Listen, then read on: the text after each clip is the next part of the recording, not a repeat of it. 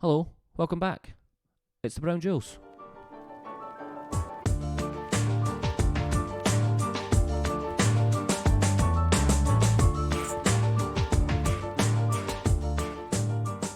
Hello, it's Thursday. It's time for more Brown Jewels with me, Ralph Brown. Let's get started into episode 6.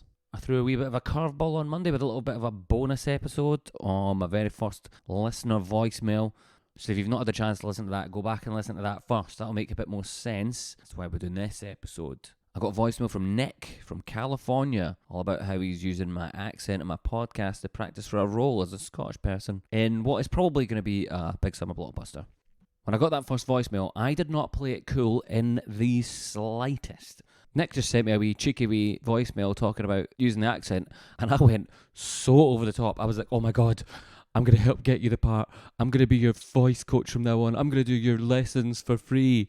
Looking back, came on a little bit too strong. Probably should have toned it down a little bit, but I mean, I got carried away. But luckily, Nick did not feel I came on too strong. He replied, he's got an audition on Monday, the 25th of May, which I'm going to help him with over the weekend. Going to give him some free voice lessons. I mean, I don't actually know what I could teach him. I only know how to do the Scottish accent. I don't actually know how to teach it. So I don't actually know what use I'm going to be, but we're going to give it a go anyway. So I'll keep you posted on that. The pod sharing challenge is going well. We're now in 17 different countries. Who is new to the list?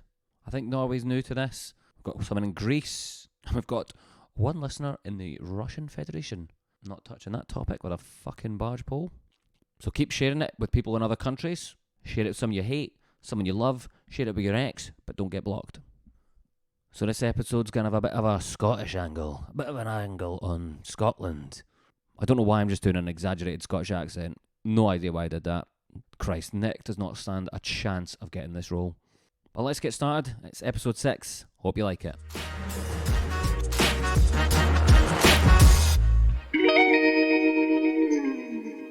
I read one of these shitty blogs by some shitty blogger about Scottish stereotypes and all the fun Scottish stereotypes that are true and some that aren't true. And the second I started reading it, I was just rolling my eyes. Some of the points in it were so lame. It was like, oh, everyone believes in the Loch Ness Monster. Not true. Good one. There's a lot of redheads. Got you again, that's not true. It's all just really lazy stuff. Like, Scottish people love their clans and they take it seriously. And no, we don't. No one gives a shit about clans. No one cares about that. And it starts going, Scottish people love whiskey. No, I hate whiskey. Whiskey's minging. And then one of them was like, hey, Scottish people love to climb Munros. Yeah, loads of Scottish people love climbing Munros. And I just thought, oh, you did not ask me in this survey. Because I hate climbing Munros. I hate it. And this pathetic excuse for a blog is trying to make out like I'm not Scottish because I don't drink whiskey and I don't climb Munros. Don't think so. And I tell you what, I should probably explain what a Munro is. That would help. So a Munro is just a really big mountain in Scotland. That's it. We're just being difficult. We're giving it a separate name. It's just a big mountain in Scotland. And don't get too used to this. Facts are not going to play a big part in this podcast. I'll level with you. So don't get too used to this. This is the only fact I'm going to give. Munros are just mountains over 3,000 feet. There you go. This is the only fact you're getting from me. Only piece of education on this podcast. That's what makes a Munro. Okay, right, I'm going to have to give one more bit of information. One more fact on Munros. And then that's it, we're done. No more facts for you lot. Just absolute bullshit from here on in. So, there are 282 Munros in Scotland. People try and climb them all. It's like a lifetime thing for people. When you climb one, you've bagged a Munro. You're Munro bagging. Sounds like Bilbo's cousin, Munro bagging. But it's not. It's a hobby. People climb them for loads of different reasons. It's like a social thing. People go and climb it with friends, family. You get to achieve something. You get to the top. Oh wow, look at that view I've climbed all the way up here for, just for the view. Some people do it to keep fit. So there's a lot of reasons why people would climb a Munro. I'm not very fit, not a very active person. I've climbed some Munros. Why did I climb them? I climbed them out of spite. Because someone I didn't like told me they had climbed 3 and I thought, oh, I'm going to climb more than them purely because I hate this person. Not a good reason to be doing any kind of physical activity. And also part of me kind of thought, oh, maybe you might like it. Maybe you might like it, Ralph. Here's a whole new hobby you've got. This is a lie I told myself. This is going to sound weird. I am not a fan of exercise, staying active. It bores me to tears. There's no other way to say it. It's so boring. I can't do it. Not very fit, not very active, don't really care about my step count or anything like that. Here's a quick story I wasn't going to tell, but it just came to mind. I once worked somewhere and there was a step count challenge. Who could rack up the most steps in a month? Which team could collectively make the most steps in a month? And then there'd be a prize at the end of it. And this isn't an exaggeration. I came second last out of about 60 people.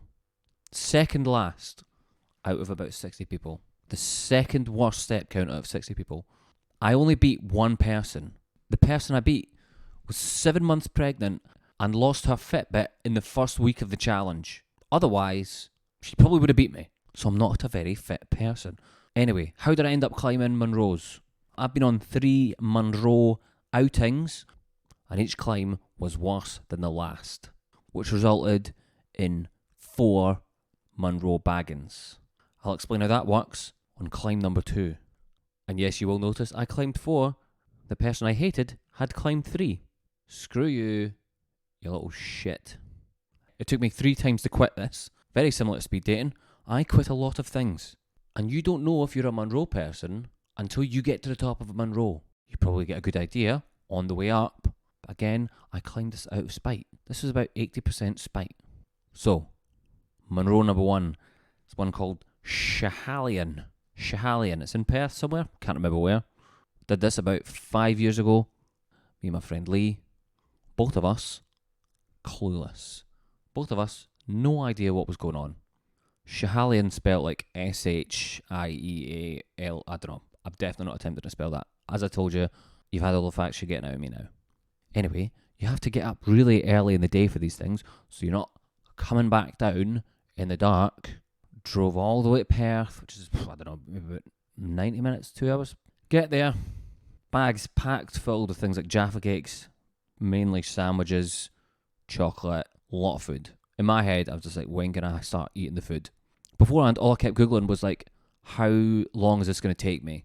I'm sure the search was like that negative. How much of my time is this going to waste? And now, if you have to have a break within the first 15 minutes of you starting to climb a Munro, you shouldn't be doing this. It feels like there should be someone in the car park going, are you really sure you should be doing this? There should be like a receptionist for a Munro, like you get in like a gym, giving you a wee health history check, being like, now, how often do you exercise? Oh, never? Cool, well, you're probably going to die on this mountain. So, first 50 minutes, stopping, need a break, I'm exhausted already. Started tucking into the food, had most of the food, best part of the day. So again, we're climbing up this, neither of us have got a clue.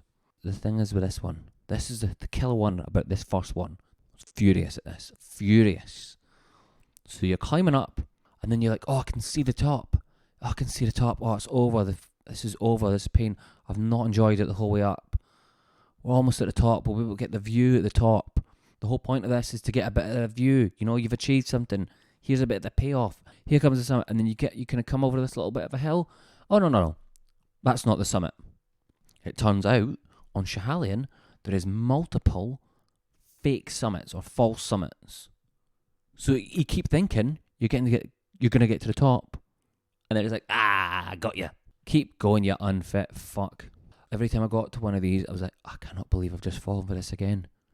I cannot believe I've just fallen for this fake summit again. Turns out it's like all over these hill walking forums. People are like, I've been warned about this. So each time I saw one of these summits, I was like, well, this might not be it. And so when I got to the top, I was pleasantly surprised. I was like, I hate these people. Why did no one tell me about the false summits? There should be a sign in the car park. One of the things the receptionist should say is, beware, this mountain's about to make a fool of you.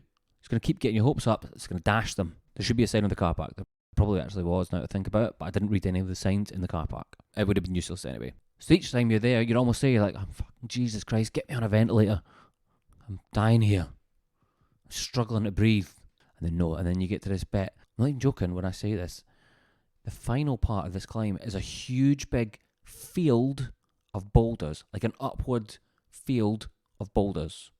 Huge big boulders. So you've got to kind of go like leaping from boulder to boulder to boulder. It's not fun. I'm concentrating like my life depended on it, because it did. And these little chihuahua bounding past me, just hopping over them all like it didn't have a care in the world. Fuck that chihuahua. So anyway, you're getting across the boulder field, and as we're kind of coming up that bit, I was like, Christ, there's a lot of clouds around here. A lot of clouds. And I get to the top of this Munro #1 Chihalian. I look around, and what could I see? Fucking nothing. Absolutely nothing. I was devastated. I've just wasted 5 hours or something on this. There is no view at the top. And I've had most of the food already, so I had no reward.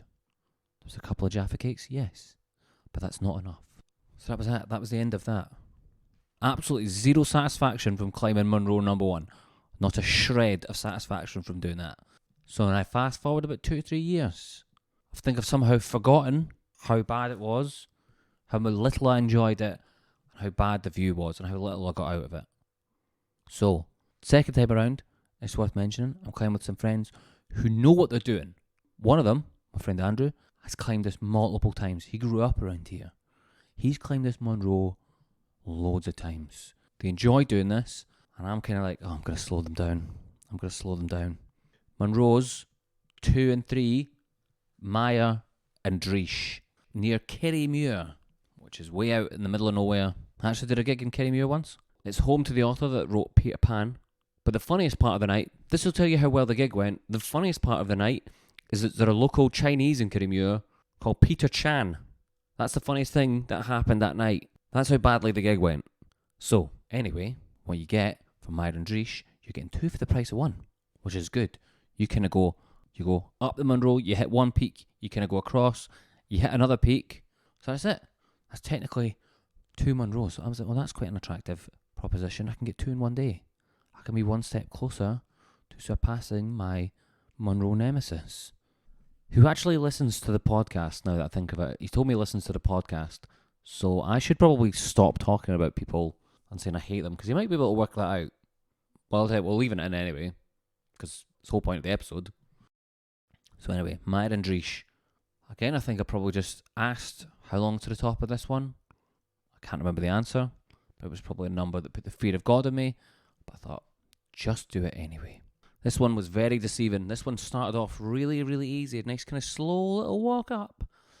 And then you kind of got to this big valley, called Corrie Fee, I believe. Google that. It was nice. It was nice to look at. And then you realised, I need to climb out of this valley. So that wasn't good.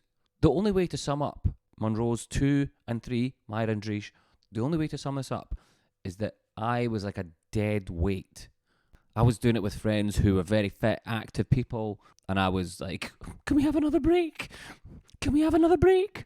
Constantly just stopping, eating. I should have just stayed in the car and just had all the food. That would have been a better option for me. Just sit in the car and eat the food. The weather was bleak. Couldn't see a thing. No visibility. This feels familiar. I've been here before. And then you got to walk up to the second one. I mean, I'm summarising this in a couple of minutes.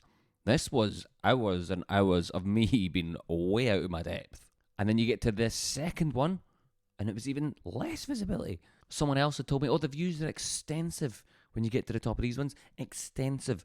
The views were the opposite of extensive. The opposite of extensive. Small. The opposite of extensive, small. Small views. Doesn't really make sense. There wasn't really much funny about this from my point of view. But I tell you what, if you were watching me do this, you would, oh my God. I know some people that would have paid good money to watch me that day, because it was just, I could not do it. Could not, and just like the wind, rain, batter in your face, and I'm just thinking, this isn't me. This isn't me. Like on the way back down from the second Munro that day, like it was so windy and rainy, I was actually just saying out loud into the wind as I was covering my face, I was like, I can't believe I chose to do this. I can't believe I chose to do this. So I've done 3 Munros. I've not seen a goddamn thing when I've got to the top of them. At least I've now equalled the record of my Munro nemesis. That's one thing that kept me going. So now maybe about a year later, it was one of the summers of the old pandy. It was a summer 2020 or 2021. It was when we were just allowed out. You're allowed to go and do stuff. And me and two friends were like, let's go and climb a Munro. That's how desperate I was. That makes sense, actually. I've never thought of this. I was so desperate to get out and do something. I convinced myself I would go and climb a Munro. I remember I didn't enjoy the last ones. I remember being quite vocal about that. The friends I'm climbing this one with have never climbed a Munro. I am the most experienced Munro climber on this trip, which is troubling. Very troubling. Because I think this was the biggest one. So that's got stranded at the top, helicoptered off, written all over it. We were climbing Ben Lomond on the bonny banks of Ben Lomond. Shout out to Runrig for one of the greatest songs of all time. So I'm the experienced climber. I should technically know what I'm doing. I should be like, hey, we should do this and this. I didn't know what I was doing. I also didn't care that much. So this is it, Munro number 4. This has got to be the one. We're going to get the view. It's going to be all worth it, baby. It's going to be all worth it. Come on, let's climb this Munro. Let's get to that goddamn top. Right, now, this next part, I think, is going to make me sound like an absolute psycho. However, I think some of you might agree with me on this. Okay, so bear in mind, I'm fully admitting I think this is weird. So if you go, well, that was weird, well, I've already said it. You have to just let it slide, I think. So, at the bottom of Ben Lomond, we're in the car park. And as you're getting all your stuff together, you can walking over the toilets, walking over the start bit, you're just kind of walking around as everyone's getting all their shit together. So I kept seeing this one guy, he had like a really distinctive jacket. Ugly as hell jacket as well. Absolutely minging. We kept walking past each other like 4 or 5 times on the way to the toilets, back from the toilets, and then he was at the sinks. We kept bumping into each other, right? He didn't say a word to me. He didn't say a single thing in any of those little wee interactions where we walked right past each other. Didn't say a thing. Now, the Munro goes as you'd expect. I'm struggling to breathe. We're climbing up, constantly taking breaks, but then we see the guy. And he goes, oh, hiya. And he starts talking. To me. Where was all this? Where was all this in the car park? Why do people suddenly just start talking because they're in a different environment? Why did he just start talking to me? I don't know how to explain this. I think it's a very similar situation. You used to have a dog, and when you walk the dog, other dog walkers say hello to you. But I would then walk through the park, other times without the dog, see the same dog walkers, and they wouldn't say hello. What is it wrong with people? I mean, I fully anticipate everyone by now is like, I don't think it's what's wrong with people. I think it's what's wrong with you, Ralph. But I just think it's weird that this guy had all the chances in the world, even just to give me a friendly wee nod, a smile, and then suddenly he's up in front of his mates and he's fucking Mr. Chatty Cathy Hill Climber. Now we're up here where I can barely talk because my lungs are collapsing, and now you're wanting a blether. I've realised how mental this sounds. I really do. I think it's probably for the best. If you do listen to this, and you hear this bit, and you're like, oh, what a mental thing to say out loud, let's just pretend that this bit never actually happened, okay? And we can just move on. So on the way to the summit of Munro number 4, same pattern. I'm unfit. I'm not really enjoying it. But I keep climbing. And then on this one, it was humiliating. So humiliating. I kept climbing. These old people overtook me. Like, really old. Like, I get the probably experience, they've been doing it all their lives, but it's not a great feeling when someone triple your age speeds past you going up a mountain. That didn't feel great. I'm lagging behind. I was saying to my friend, just go ahead, save yourself. Go ahead. I mean, they were going ahead anyway. They weren't willing to wait on me, and I was like, fair enough. So I'm now just walking up by myself. The social part of this activity has long gone. This one felt like it went on for weeks. So maybe about, I don't know how many hours later, the sweet old couple, came back down. They'd been at the top already. They were coming back down. They'd been at the top. They did a 3-course meal. They'd watched Lord of the Rings, and then they were on their way back. They started giving me this pep talk. They started giving me this like sweet old person pep talk. Like I was one of their grandkids on school sports day. They were like, come on, you can do it. Keep going. So embarrassing. They were like, not long to go, not long to go. And I was like, I actually said, I was like, oh, thank God, how much longer? They went, yeah, you're almost there. Another half an hour. I wanted to go, fuck you. Fuck you. Half an hour is not almost there. 2 minutes is almost there. 30 minutes is nowhere near. I didn't swear at them, but my God, I wanted to. You old bastards. It was the worst pep talk I've ever had. If my day wasn't already ruined by climbing a Munro, you would have just ruined it. You've ruined it even more than it already was ruined. So now I'm just walking the rest of this half-hour path by myself. Don't even know it's the right way. I'm surprise, it starts getting foggy. The visibility starts going. The clouds start coming round. And I start thinking to myself, I'm going to be the first person to die on Ben Lomond. Hold on. Has anyone ever died on Ben Lomond? Cool. That's not that funny. Someone has died.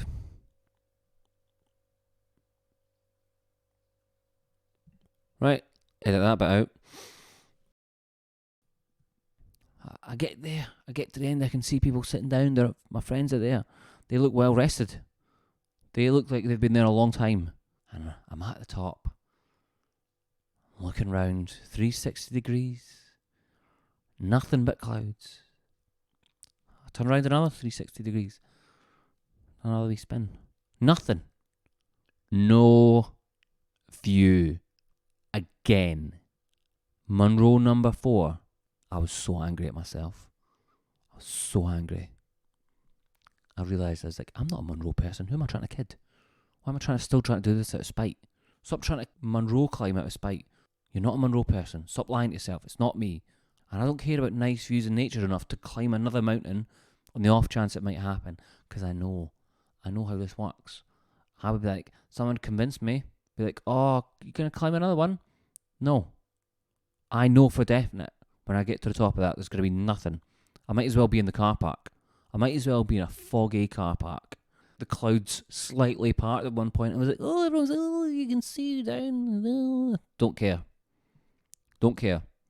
Everyone else was taking those. I didn't take a single photo at the top of that one. I didn't even try and take a photo at the top of that one. I was just like, nah, I hate this. You will never catch me doing this again as long as I live. And I haven't. And I never will. If you see me at the top of a Munro, section me. Something's gone wrong. Have an intervention. I'm out my tits on crystal meth. Something's happened. And after all that, after all these wasted hours of climbing Munros for the wrong reasons, 3 weeks later, my nemesis posted a picture at the top of mine and Dreesh, overtaking me in the mountain of Munros I climbed, and posted a picture of the most unbelievable views I've ever seen of Scotland. So if you're listening and you've worked out who you are, I hate you. I hate you. Wow. So I climbed 4 of the 282 Munros in Scotland, and that is 1.41% of Munros in Scotland. Not even 2%. Nowhere near double digits. I don't know why I thought I could get involved in this. It's not me. It never will be. And if that makes me less Scottish, well then so be it. I just don't bloody care. So if you've ever been humiliated by old people at the top of a mountain, or if you have a secret nemesis, then please do get in touch and let me know. Let me know I'm not the only one. But thank you for listening, guys. That's the end of episode 6. Hope you enjoyed this one. I'll probably shake it up and do something different with episode 7. So let's see how that goes. As always, keep sharing the pod, keep listening, keep sharing, keep doing all that stuff. Episodes out every Thursday. See you on the next one.